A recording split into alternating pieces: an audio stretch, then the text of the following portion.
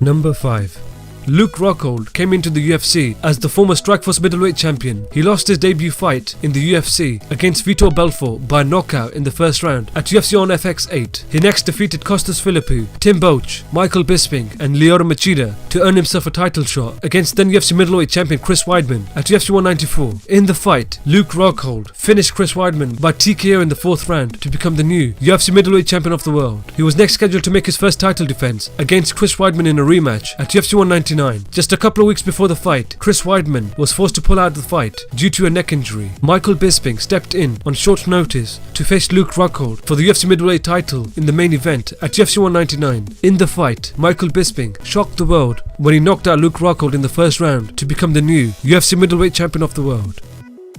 Number 4. Before coming to the UFC, Holly Holm was regarded as the best bantamweight fighter outside of the UFC, as well as being known for her high-level kickboxing and boxing accolades. She made a UFC debut, defeating Raquel Pennington by a split decision at UFC 184. She next made a quick turnaround and defeated Marion Renault by a unanimous decision at UFC Fight Night 71. She was next given the opportunity to face the champion at that time, Ronda Rousey, at UFC 193. In the fight, Holly Holm used her footwork and distance to break Ronda Rousey with the high-level striking. In the second round, she knocked Ronda Rousey out with a head kick to become the new UFC bantamweight champion of the world. She was next scheduled to make her first title defense against the number 1 contender at that time, Miesha Tate, at UFC 196. It was a closely contested fight until Miesha Tate sunk in a rear naked choke in the 5th round, choking Holly Holm unconscious, in which she lost her bantamweight title. She next lost to Valentina Shevchenko by a unanimous decision at UFC on Fox 20 and now is scheduled to face Jermaine de Randamie for the UFC featherweight title at UFC 208. Number 3.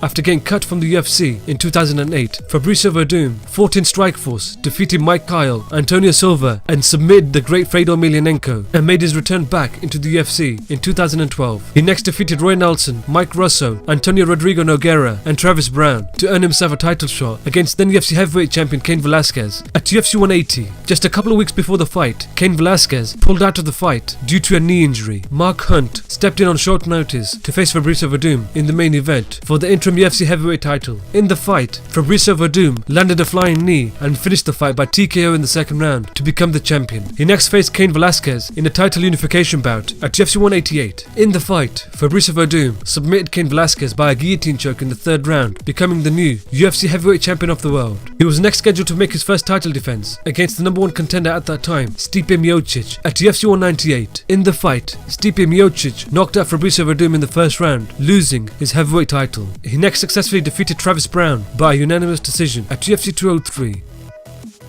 Number 2.